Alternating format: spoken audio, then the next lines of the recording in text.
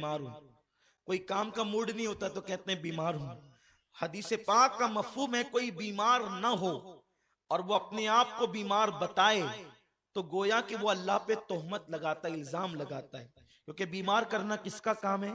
अल्लाह का काम है। अल्लाह ने बीमार नहीं किया और आप कह रहे हैं मैं बीमार हूं, तो आपने अल्लाह पे इल्जाम लगाया, तोहमत लगाई।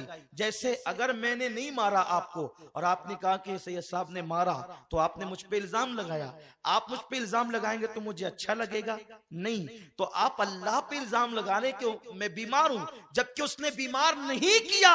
सुन लो, जो बीमार ना हो और वो बीमार बने, फरमाया गया जो बीमार नहीं होता और अपने आप को बीमार कहता है तो फिर अल्लाह उसकी सजा में नाराज होकर के उसको ऐसी बीमारी देता है कि फिर कभी उसको शिफा नहीं मिलती, वो हमेशा बीमार ही रहता है।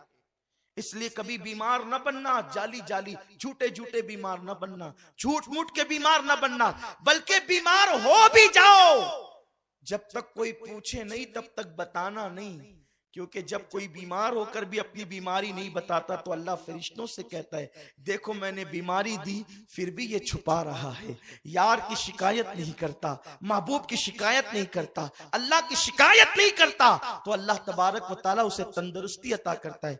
लोग कहते हैं बहुत बुखार है, ये बहुत बुखार नहीं कहना चाहिए, बहुत सर दर्द है, बहुत सर दर्द नहीं कहना चाहिए। अगर बताए भी तो डॉक्टर को कहना चाहिए कि सर में दर्द है, बुखार है, बहुत बहुत नहीं कहना चाहिए। जब अल्लाह बहुत देगा ना तो जमीन पे पैर भी नहीं टिकेंगे, तड़पते रहोगे, उसको कहते हैं बहुत। तो इसलिए अल्लाह पे इल्जाम नहीं रखना चाहिए। मुसलमानों तोल करके बोलो, दीन सीखो।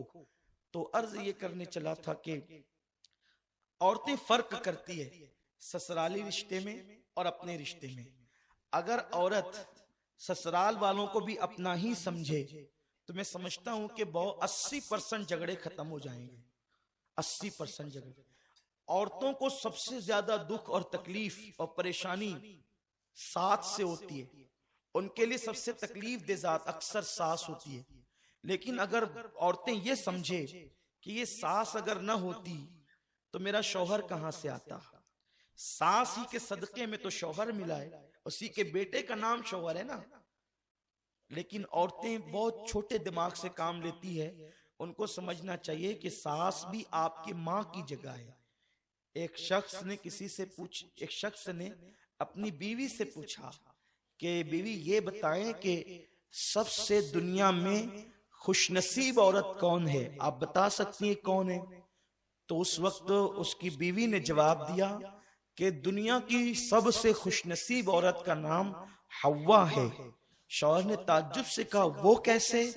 तो बीवी ने कहा इसलिए कि हव्वा की कोई सास नहीं थी, इसलिए वो सबसे खुशनसीब बीवी है कि जब उनके यहाँ सास ही नहीं थी तो कोई तकलीफ ही नहीं थी। हालांकि सास होकर भी औरतें तकलीफ से बच सकती है, सिर्फ एक काम उन्हें करना है कि वो सास को अपनी मां समझे और सास का हर मुतालबा पूरा करें। मोहब्बत होगी घर में। एक किसी को कोई अगर नफरत देता है ना, नफरत के जवाब में अगर हम मोहब्बत दें तो मोहब्बत ही मोहब्बत होगी। बाबा फरीदुद्दीन गंजे शकर फरमाते हैं कांटे के मुकाबले में कांटे मत बिछाओ वरना पूरी दुनिया कांटों से भर जाएगी। अगर कोई कांटा बिछाए कोई कांटा हटाए तो फिर कांटे नहीं होंगे। यहाँ एक बात मुझे याद आती है अपनी गुफ्तगू आगे बढ़ाने से पहले। एक लड़की अपनी सास के जुल्म से तंग आ गई, इसलिए कि अक्सर सास का भी मिजाज होता है कि वो अपनी बहू को बहुत दुख देती है, तकलीफ देती है।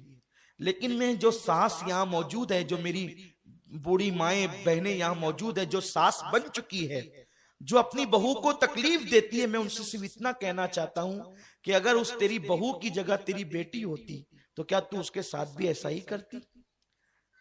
वो तेरी बेटी ही की जगह तो है। और सुनो मेरे रसूल ने फरमाया कमा तदीन तुदान, कि तुम जैसा करोगे वैसा ही पाओगे। तो तुम अपने घर में अगर बहू पे जुल्म करोगे तो तुम्हारी बेटी पर भी जुल्म होगा, तुम अपनी बीवी पे जुल्म करोगे तो तुम्हारी बहन पर भी जुल्म होगा। अगर सास अपनी बहू को बेटी की तरह प्यार दे तो वहां उसकी बेटी सुकून की जिंदगी गुजारेगी, वहां उसकी बेटी इत्मीनान की जिंदगी गुजारेगी। सुन लो, खुदा दूर नहीं है, खुदा करीब है। इसलिए कोई सास अपनी बहू पे जुल्म न करे।